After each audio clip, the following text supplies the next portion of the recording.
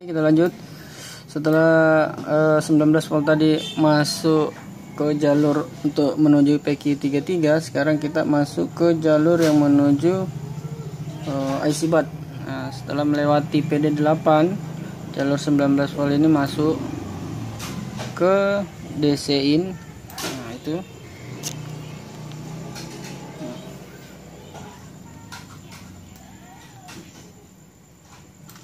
masuk ke DC in sini dan AC in. Oke, di situ ada dua jalur yang dilewatinya, yang dimasuki. Nah, ini untuk yang DC in, dia hanya melewati PR5, sehingga tegangan 19 volt yang ada di sini hanya tetap berupa tegangan 19 volt, tidak terjadi perubahan tegangan. Jadi DC in ini tetap memiliki nilai 19 volt. Beda dengan AC in. AC in ini nilainya beda karena 19 voltnya melewati RD feeder PR105 dan PR1. Nilainya silahkan dicek di elektrodroidnya berapa tegangan yang seharusnya masuk di AC in ini.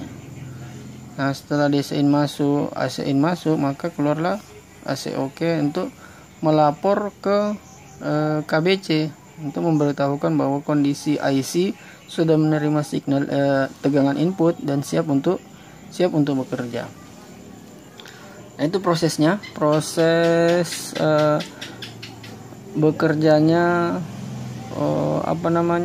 blok IC charger.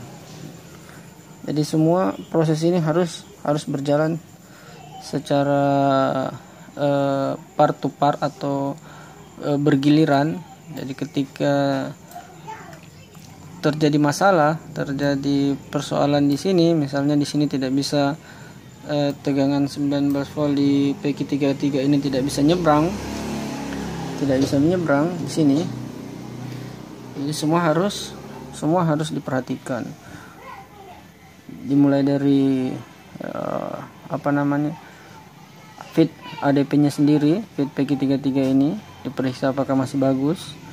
Kemudian jika masih bagus, perhatikan triggernya kaki 4 apakah bekerja, apakah memenuhi syarat untuk bisa meloloskan tegangan 19 dari kaki 1 ke kaki 8. Selanjutnya kita juga memeriksa bagian yang masuk ke IC, yaitu yang masuk ke DC in dan AC in, apa sudah memenuhi syarat. Kemudian AC OK apakah sudah bekerja, apakah sudah mengeluarkan signal. Nah, ini mengeluarkan tegangan. Nah, itu saja. Untuk tegangan-tegangan lain ini tidak terlalu diperhatikan karena sebagian besar hanya mengarah ke ground. Nih, perhatikan ini sebagian besar mengarah ke ground.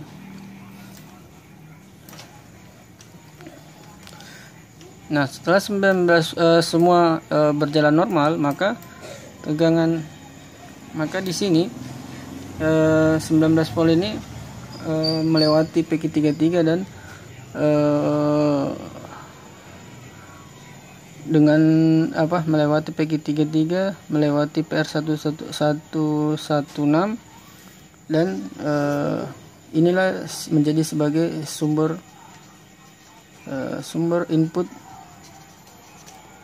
input tegangan yang ada di mainboard. Nah, jadi sumber input tegangan 19 volt itu asalnya dari sini, dari VIN ini, setelah melewati feed ADP. Jadi bukan di belakangnya, atau bukan sumber input itu bukan dari jack adaptor, tapi dari PQ33 setelah dilewati oleh tegangan 19 volt setelah melewati PQ33. Jadi sumber inputnya itu adalah di titik ini. Inilah sumber input 19 volt. Jadi semua tegangan atau semua indikasi atau inisial yang bertuliskan VIN di dalam skema itu adalah saling terhubung satu sama lain. Nah, ini kita perhatikan VIN di sini. Itu artinya terhubung dengan VIN yang ada di sini. Jadi ketika di sini 19 volt, di sini wajib 19 volt harus sama. Nah, apa yang terjadi jika beda? Nah, itu yang harus diperhatikan. Misalnya di sini 19 volt nih. Oh, di sini 0 misalnya. Nah, itu ada kemungkinan terjadi jalurnya putus. Nah, apa yang terjadi? Apa yang harus dilakukan jika jalurnya putus? Ya kita sambung saja. Tarik tarik kabel dari sumbernya ini ke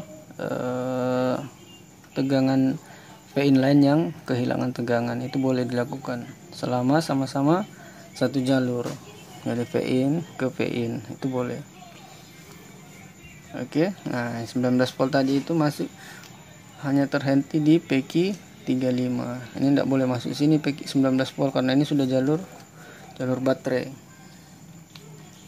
Jadi ingat, ini 19 voltnya cuma sampai sini, tidak boleh masuk sini. Kalau ada 19 volt masuk sini berarti terjadi kebocoran. Oke, untuk 19 volt sampai di sini. Nanti kita lanjut ke tegangan baterai. Nah, kita akan membahas bagaimana tegangan baterai bekerja sehingga bisa menghidupkan sebuah mainboard laptop. Oke, terima kasih. Ini ada 3 video khusus untuk tegangan 19 volt.